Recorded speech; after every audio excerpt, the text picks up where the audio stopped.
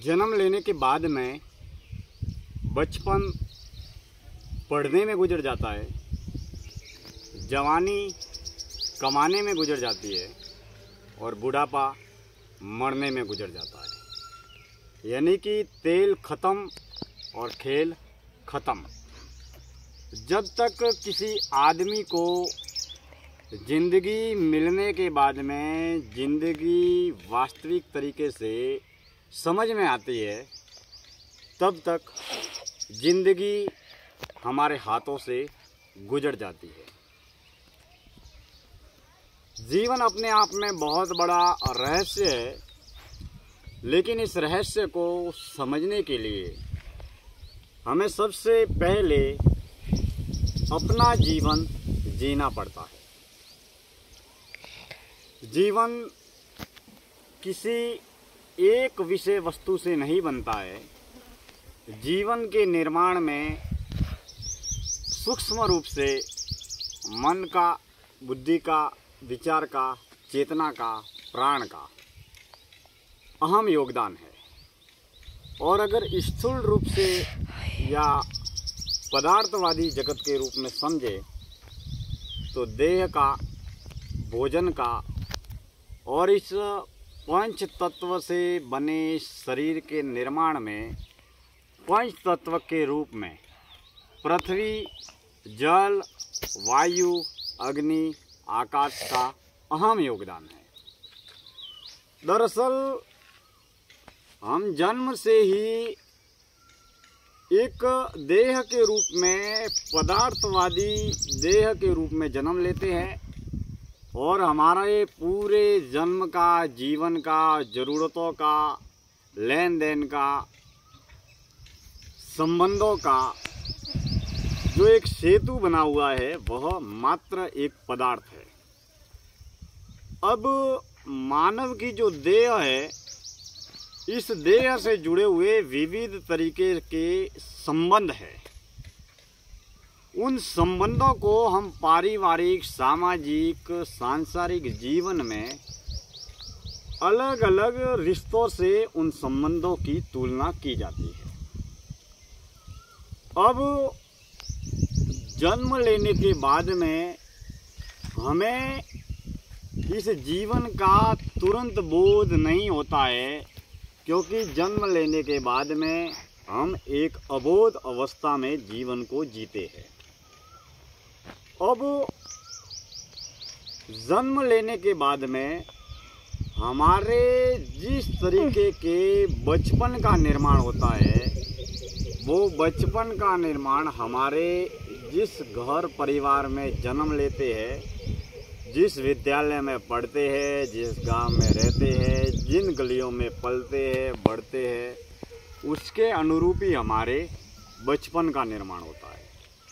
और जिस तरीके से किसी भी व्यक्ति के बचपन का निर्माण हुआ है, उसी तरीके से उसकी जवानी का निर्माण होगा।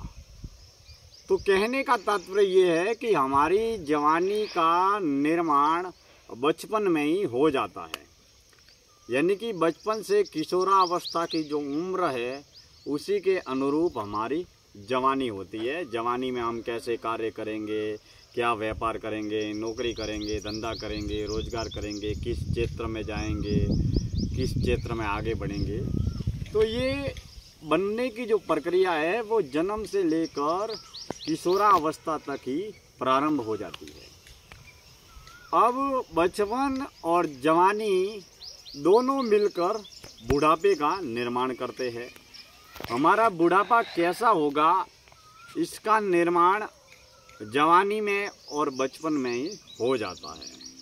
दोस्तों, इस धरती पर हजारों, लाखों, करोड़ों लोग जीते हैं और इंसानों के साथ में अगर पशु, पक्षी, जीव जंतु, जानवर, कीड़े मकोड़ों की अगर तुलना की जाए तो असंख्य आत्मा, चेतना या प्राण इस धरती पर, इस ब्रह्मांड में विद्यमान है, जो इस धरती पर अलग अलग तरीके का देह का चोला धारण करके आते हैं और अपना पहली श्वास से आखिरी श्वास, जन्म से मरण तक का सफ़र पूरा करके इस धरती से चले जाते हैं। मगर ये दुर्भाग्य का विषय है कि हम केवल पशुतल और देह भाव पर ही जीवन को जीते हैं। सच कहे तो हम मानव देह धारण करके भी हमारा जीवन पशु पक्षी जीव जंतु जानवरों की तरह ही खत्म हो रहा है और नष्ट हो रहा है। हम आए कहाँ से हमें खबर नहीं, हम जाएंगे कहाँ हमें खबर नहीं। संसार जो भी मिला है, जिस संसार में हम रह रहे हैं, जी रहे हैं, वह संसार मात्र एक क्षणभंगुर, झूठा और नकली सपना है जो सदैव परिवर्तनशील है। अब जीवन का आखिरी अकाट्य सत्य है, वो है मौत। अब हम ताउम्र पदार्थवादी जगत में रहकर जीकर ताउम्र विचारों का और पदार्थों का संग्रह करते रहते हैं और जीवन के अंत में विचार और पदार्थ दोनों यहीं पर छोड़कर चले जाते हैं। और पदार्थों के रूप में अभी हम धन दौलत, गाड़ी, पैसा, प्रॉपर्टी, बंगला, कार जो भी कहे, और विचारों के रूप में हम मन, बुद्धि, विचार, ज्ञान, शिक्षा, समाचार, जानकारी, सूचना जो भी कहे, विचारों का संग्रह करने वाला इस बाजारू सांसारिक जगत में विद्वान, बुद्धिमान, ज्ञानी कहलाता है। और पदार्थों का संग्रह करने वाला धन दौलत, पैसा, प्रॉपर्टी, गाड़ी, बंगला, कार इत्यादि का संग्रह करने वाला धनवान या अमीर कहलाता है। लेकिन दरअसल दोस्तों, मेरे इस जीवन में जब भी किसी आदमी की मौत होती है तो हम देह भी छोड़ते हैं, कमाया हुआ धन दौलत, पैसा, प्रॉपर्टी, जमीन जागीर, गाड़ी, बंगला, कार, फ्लैट, दुकान, मकान, फैक्ट्री जो भी है वो सब कुछ छोड़ देते हैं। तो मैं ये बात कह रहा हूँ कि हम केवल पदार्थ ही नहीं छोड़ते, जन्म से लेकर बुढ़ापे तक जिन विचारों का, जिन ज्ञान का, जिन सूचनाओं का, जिन शिक्षा का हमने जो जीवन जी कर संग्रह किया है उसका भी त्याग करते हैं। यही वजह है कि हम जन्म के बाद में पिछले जन्म में कौन थे, क्या थे, हमें कोई खबर नहीं है। अगर उनका संग्रह हमारे साथ में चल रहा होता तो अगले जन्म में कौन थे उसकी सूचना है, उनकी जानकारी, उसका ज्ञान हमारे मन, बुद्धि, दिल, दिमाग में होता। लेकिन जब भी जन्म होता है तब हमारा मन, बुद्धि, दिल, दिमाग बिल्कुल खाली होता है। और बच्चा जैसे जैसे बढ़ता है वो आँखों के माध्यम से देखता है, कानों के माध्यम से सुनता है, पंच इंद्रिया और पंच कर्मेंद्रिया, इसके जरिए पूरे जन्म और जीवन का निर्माण होता है। यानी कि वर्तमान का निर्माण भी होता है, भूतकाल का भी निर्माण होता है और भविष्यकाल का भी निर्माण होता है। अब हमारा जीवन जो है वो किए हुए कर्मों के माध्यम से और जिए हुए जीवन के माध्यम से चल रहा है। अब अगर इस मानवीय देह की जो पहचान है, तो जो ये पंच तत्वों की देह जो नज़र आ रही है, जो लोग हमें सकल सूरत से हमारे इस शरीर के माध्यम से हमको जानते हैं, पहचानते हैं कि इस व्यक्ति का ये नाम है, इसकी ये जाति है, ये जैसे जिस देह बनी है जो पंच तत्व की देह है, इसका नाम दे दिया समाज ने, घर ने, परिवार ने या धर्म ने, जैसे इस देह का जन्म दे दिया दिनेश्वर माली।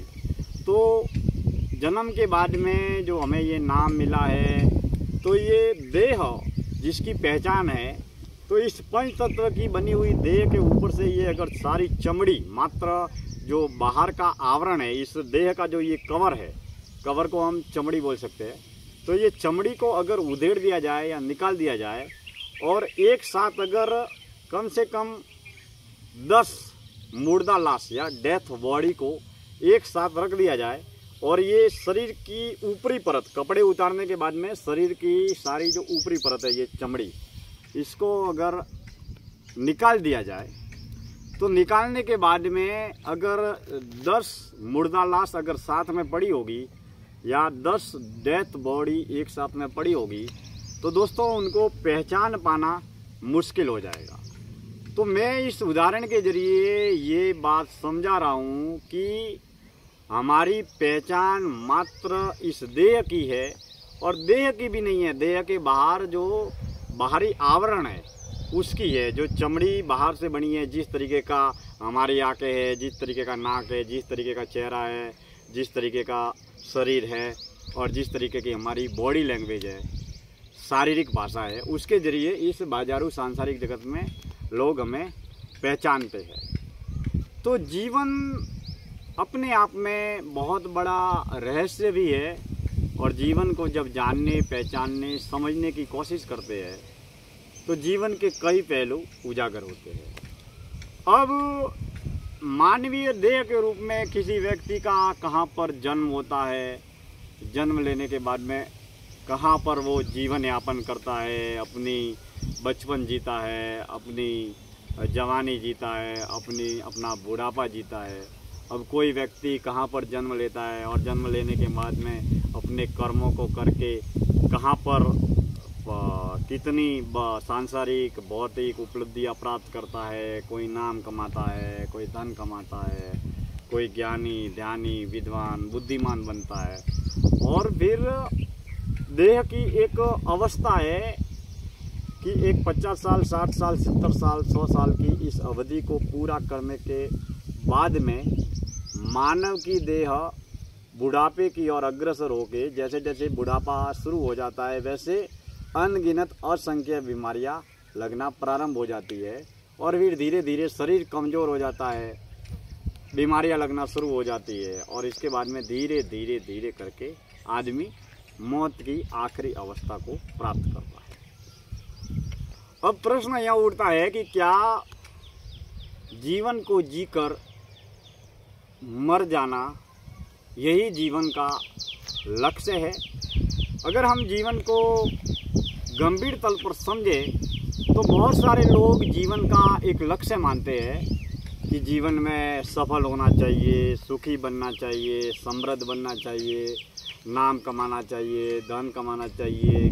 और बहुत सारे लोगों का ये भी मत होता है कि हमें ज्ञानी बनना चाहिए, विद्वान बनना चाहिए, बुद्धिमान बनना चाहिए, तो हम सफल होंगे।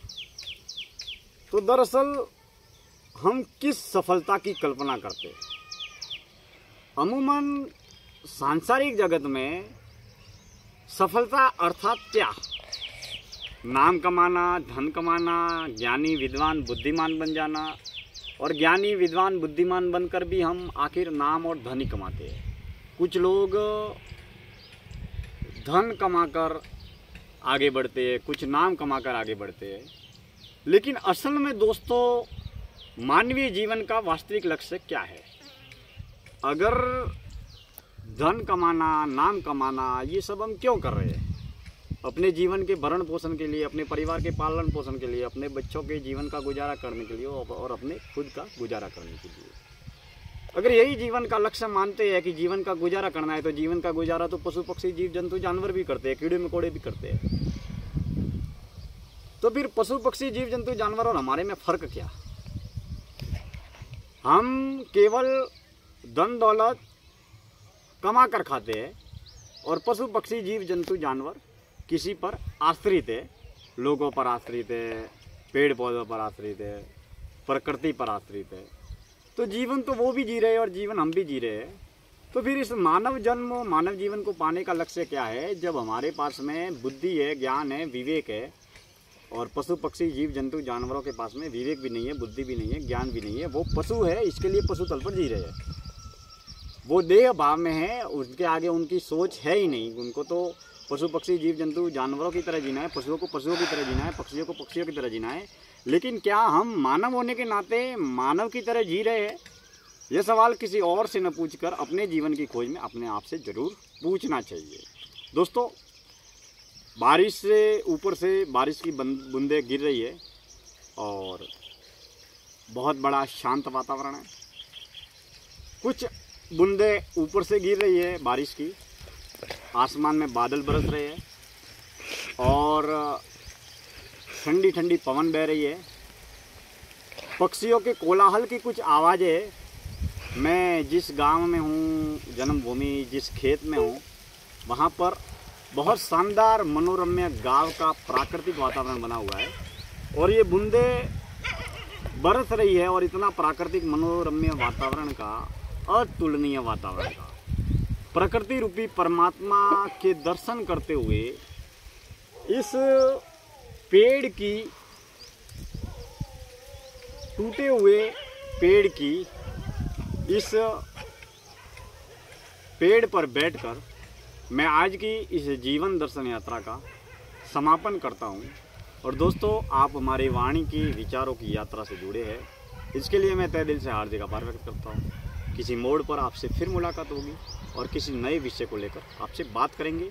आप जुड़े रहे वाणी और विचारों के माध्यम से युवाओं और समाज को जोड़ने और जगाने की यात्रा, जीवन दर्शन यात्रा।